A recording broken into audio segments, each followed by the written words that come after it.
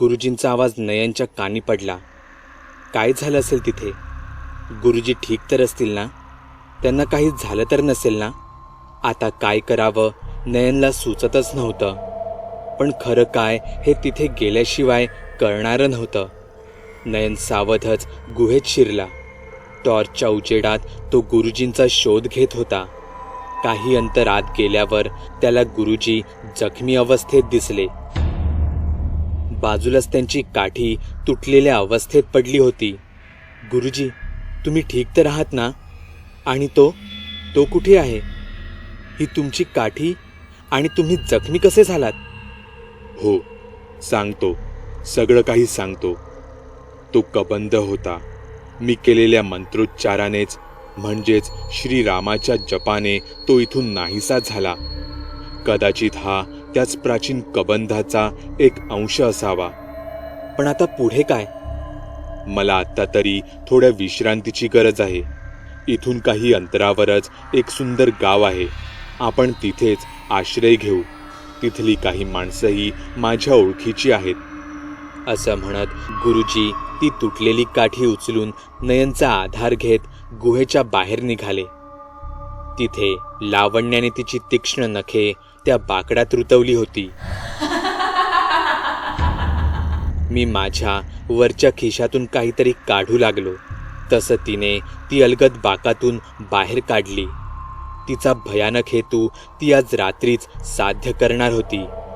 तोच मी खिशातून ते कालभैरव अष्टक काढून वाचू लागलो तशी ती अचानकच बाकावरून खाली घसरून पडली. ती जवळजवळ बेशुद्धच झाली होती. मी ते पुस्तक खिशात ठेवलं आणि दुकानदाराच्या मदतीने तिला गाडीत बसवलं. तिला जे करायचं होतं ते आत्तापुरतं तरी टळलं होतं. गुरुजी नयनसोबत त्या गावात पोहोचले. सगळ्या घरांचे दिवे एव्हाना मालवले होते.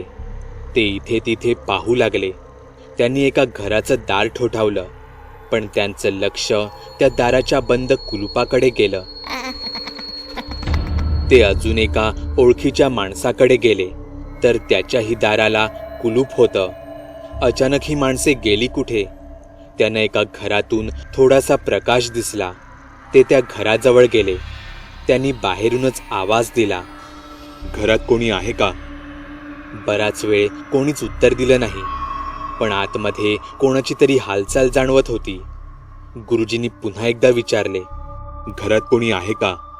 मी गुरुजी. मला तुमची मदत हवी आहे. मी जखमी आहे. गुरुजी तुम्ही? पण इतक्या रात्री तुम्ही इथे काय करताय? मला नाही वाटत. जर तुम्ही खरंच गुरुजी असाल तर देवाचं नाव घ्या. तो माणूस घरातून आतूनच बोलत होता. हे देवा रवळनाथा. गुरुजी थांबा, आलो. असं म्हणत त्याने शेवटी दार उघडलंच. त्याने गुरुजींना आत घेतलं आणि त्यांच्या पायावर नाक ठेवलं. अहो, आधी गुरुजींना काहीतरी मलमपट्टी करा, नयन म्हणाला. तसं त्या माणसाने गुरुजींच्या हातावर आधी एक कापड बांधलं. त्यांच्या हातातून फार रक्त वाहत होतं आणि दुसरीकडे त्याने चुलीवर हळद आणि तुरटी गरम करत ठेवली. गावातली बरीचशी घरे बंद का? गुरुजींनी विचारलं. अहो गुरुजी, तुम्हाला एक संकट असेल तर सांगेन ना. इथे गेली वर्षभर पावला पावलांवर संकटे येत आहेत. सगळी माणसे या सर्वाला त्रासून गाव सोडून पळून गेली. पण माझ्यासारखी काही गरीब माणसे जीव मुठीत घेऊन इथेच राहत आहेत.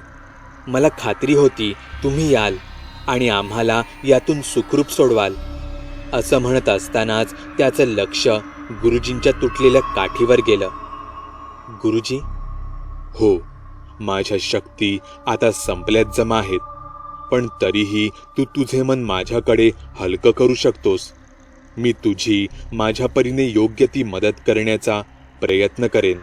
हळद आणि तुरटीचा तो गरम लेप गुरुजींच्या खोल जखमांवर लावत तो माणूस म्हणाला, सर्वात पहिलं आणि मोठं संकट म्हणजे ती बाई, जिला लोक डाकिणी या नावाने ओळखतात. भेंडी, अजून एक भूत, नयन बोलला. पण गुरुजींकडे पाहून त्याला त्याने गुरुजींना दिलेला शब्द आठवला.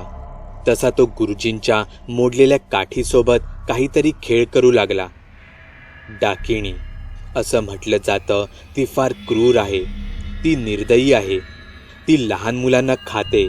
या गावातील लहान मुलं अचानकच गायब होऊ लागली. काही गरोदर स्त्रियांच्या गर्भातील जीव पोटातच मरण पावले. हे सगळं तीच करत आहे. ती फार भयानक आहे. तिला इथे रात्रीचं फिरताना अनेकांनी पाहिलं आहे. तुला अंदाज आहे का ती आता कुठे असेल? ती आत्ता अजून कुठे असणार याची तुम्हालाही कल्पना असेलच ना गुरुजी? गावच्या स्मशानात. हो गुरुजी, हे पहा. नयन भलत्याच आनंदात म्हणाला. गुरुजींनी पाहिलं तर नयनने एका रस्सीने ती काठी घट्ट बांधली होती. नुसती बांधलीच नाही तर त्यामुळे ती छोट्याशा काजव्यासारखी अधूनमधून चमकत होती. अर्थात याने जास्त काही फरक पडणारा नव्हता, पण सध्याच्या क्षणाला हेही पुरेसं होतं. गुरुजींनी त्या काठीच्या तुटक्या भागावर अजून एक दोरा मंत्रोच्चार करत बांधला. काही मिनिटे आराम करून पाणी वगैरे पिऊन ते त्या डाकिणीच्या शोधात निघाले. त्या माणसाने 2 काठ्या आणि एक मशाल हातात घेतली. पाऊस पूर्णपणे थांबला होता, पण बेडकांच्या आणि रातकिड्यांच्या आवाजाने रात्रीची शांतता भंग होत होती.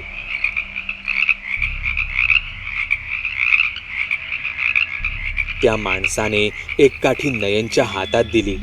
काही अंतर चालल्यावर गावच्या स्मशानाचा परिसर लागला. काही घनदाट झाडांमधून मार्ग काढत ते तिथे निघाले. तोच त्यांना कसला तरी खरवडण्याचा आवाज येऊ लागला.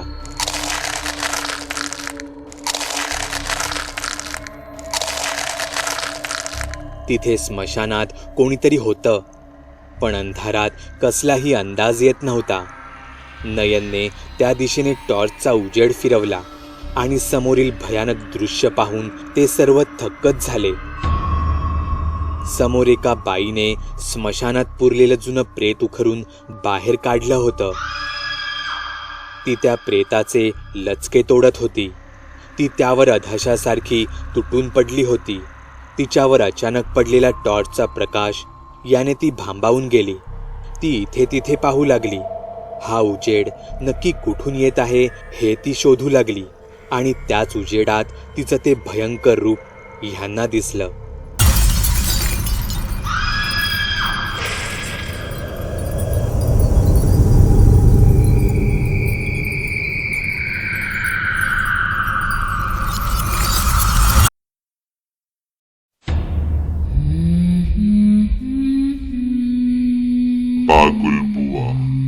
हा व्हिडिओ तुम्हाला कसा वाटला ते कमेंट करायला विसरू नका. चॅनल सबस्क्राईब करण्यासाठी खालील लाल रंगाच्या सबस्क्राईब बटनावर क्लिक करा. चॅनल सबस्क्राईब करणे हे संपूर्णतः मोफत आहे, त्यामुळे तुम्हाला माझ्या नवीन व्हिडिओचं नोटिफिकेशन मिळत राहील. व्हिडिओसाठी केलेल्या मेहनतीबद्दल तुमच्याकडून फक्त एका लाईकची अपेक्षा आहे. व्हिडिओ आवडला तर कृपया तो तुमच्या मित्रांसोबत शेअर करा.